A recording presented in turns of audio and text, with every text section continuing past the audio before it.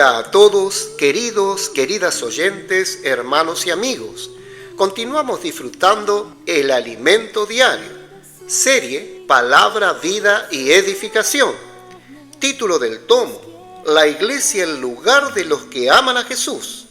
Autor Pedro Don. Título de la semana: Mis ovejas oyen mi voz y me siguen. Día jueves, leer con oración.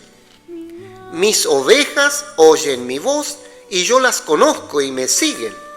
Y yo les doy vida eterna y no perecerán jamás, ni nadie las arrebatará de mi mano. Juan capítulo 10, versículos 27 y 28. Repetimos: mis ovejas oyen mi voz y yo las conozco y me siguen. Y yo les doy vida eterna y no perecerán jamás, ni nadie las arrebatará de mi mano. Amén. Título del día: guardar, seguir y practicar la palabra. El diálogo entre Jesús y los judíos, relatado en el capítulo 10 de Juan, tuvo lugar durante la fiesta de la dedicación. Juan capítulo 10, versículo 22. Esta fiesta no formaba parte de las fiestas determinadas por Dios en el libro de Levítico. Para entender qué era esta fiesta, veamos una nota de la Biblia versión recobro. Fiesta de la dedicación. Desde el año 170 a.C. hasta el año 168 a.C., Antíoco Epifanes, rey de Siria, invadió a Jerusalén y saqueó el templo. Además, el 25 de diciembre del año 168 a.C., sacrificó una cerda en el altar y erigió una imagen en el templo, y de este modo contaminó y dañó el templo. 3 años más tarde, en el año 165 a.C., Judas Macabeo, un hombre valiente de Judá, purificó y restauró el altar y el templo.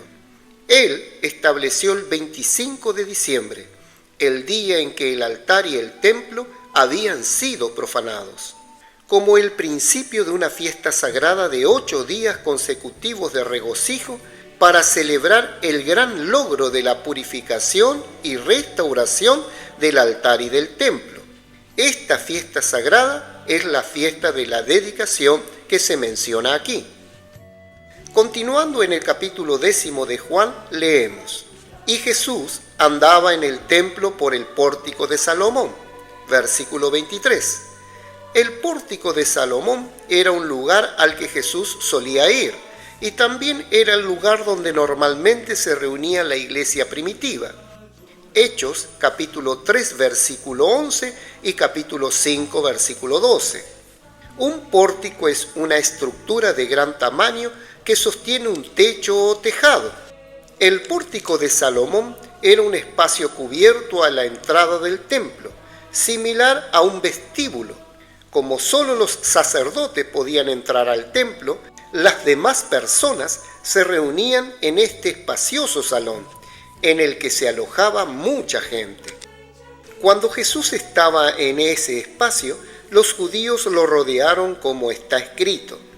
Y le rodearon los judíos y le dijeron: ¿hasta cuándo nos turbarás el alma? Si tú eres el Cristo, dínoslo abiertamente. Jesús les respondió: os lo he dicho y no creéis. Las obras que yo hago en el nombre de mi Padre, ellas dan testimonio de mí. Juan capítulo 10, versículo 24 y 25. Aunque Jesús ya se había revelado varias veces, los judíos todavía tenían dificultades para creer y aceptar.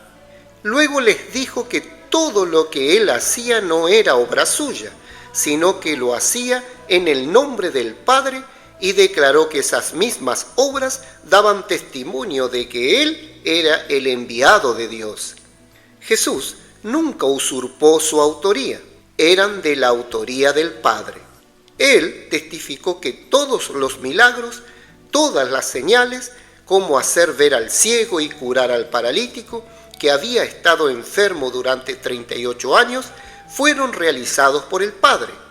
A pesar de esto, los judíos no podían creer.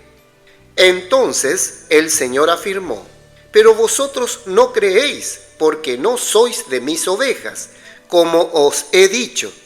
Juan capítulo 10, versículo 26. Aquí llega un punto de inflexión, un hito.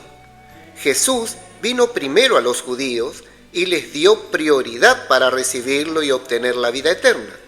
Hizo varios intentos en esta dirección, pero a pesar de su insistencia, los judíos continuaron sin creer en las señales o milagros que veían.